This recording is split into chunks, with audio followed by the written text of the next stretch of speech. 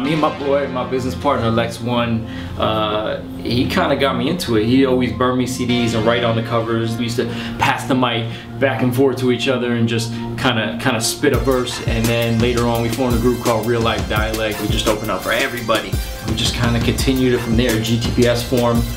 We formed the blog. We got a hip hop website. We formed the labels. Kind of been a dream ever since. We just never stopped. I quit my I got fired from my 9 to 5 5-6 years ago now, and I've basically never been back since. So yeah, that's where it all started, man, in a little apartment over in Hollywood. A lot of people would be like, yo, you're doing all this, Breach, you're doing all this, but you're not, you ain't rich, dog, you don't live in a mansion. I was like, bro, it's not about that, man. I'm like, I got my own studio. I'm not working a 9 to 5. Like, to me, maintaining yourself as an artist, kind of exactly what you're doing now, 52 weeks to sustain yourself as an artist, is successful to me.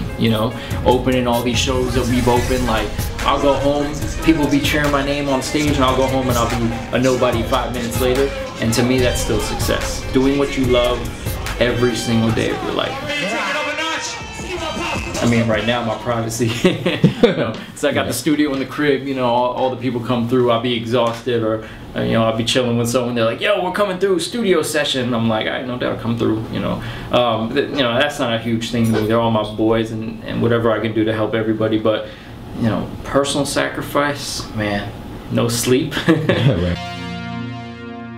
All the people I opened for, I can say, it was a highlight to me. Big Boy of Outkast, it was a highlight to me. Pharrell, it was a highlight for this, but the real highlight to me was forming GTPs.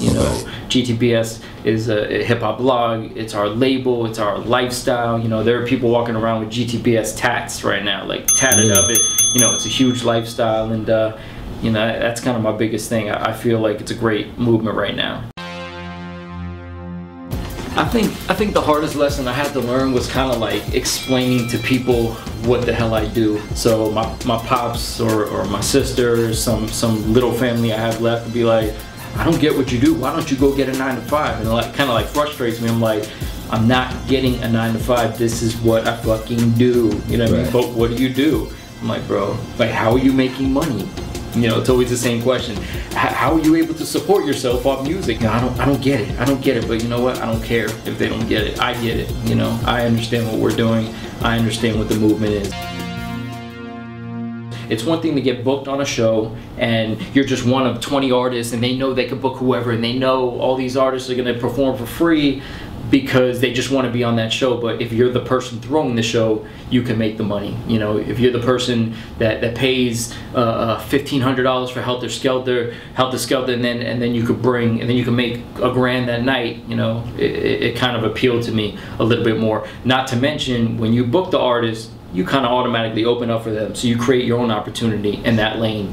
And that kind of struck me as amazing. Why wait for someone to fucking book you when you could book yourself? I'd always go buy like t-shirts. Every time I perform, I'm like, yo, let me go buy a dope t-shirt that has some kind of positive message that people could see while I'm on stage. And I'm like, you know what, why don't I just make my own stuff? Why don't I make my own positive message? So that's kind of how I got into the whole clothing thing too.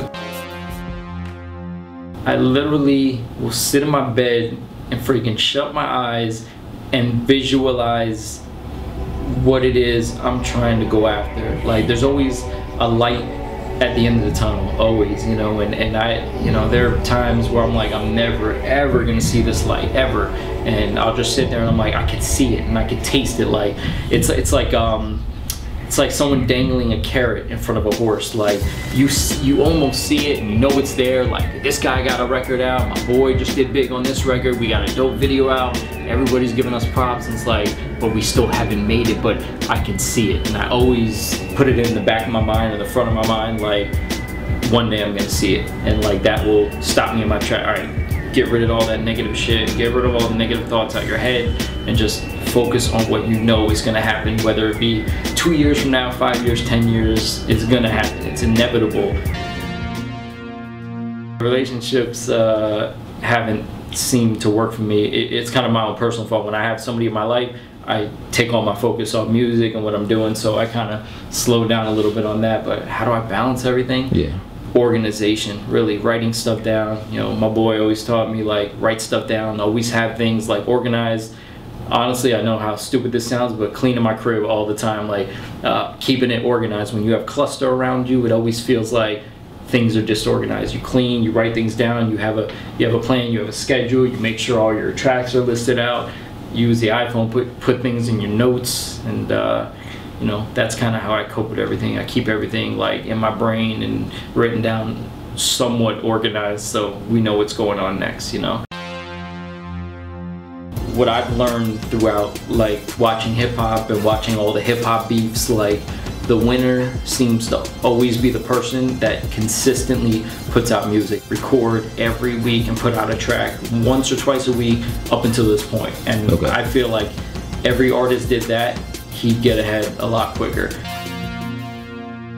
I actually have a personal goal to make like a certain amount of money, which I've never made. Like 1 year of my life, early 20s, I'm making like 23 grand. When I got to like 24, 25, I'm like, oh shit, I made 33,000 this year. I want a personal goal of hitting like $100,000 this year. You know, whether it happens or not, hey, it's a goal. You know, buy a house. You know, do stuff like that. But other than those things, you know, getting the label to actually start creating revenue, you know, that's a huge personal goal of all of ours, because we make music every day. We do it for the love, for free. Every single day we grind without knowing if we're gonna make money, but I want to eventually turn it into capital. And every day I'm getting closer, and every day I'm getting closer, and every day I'm getting closer.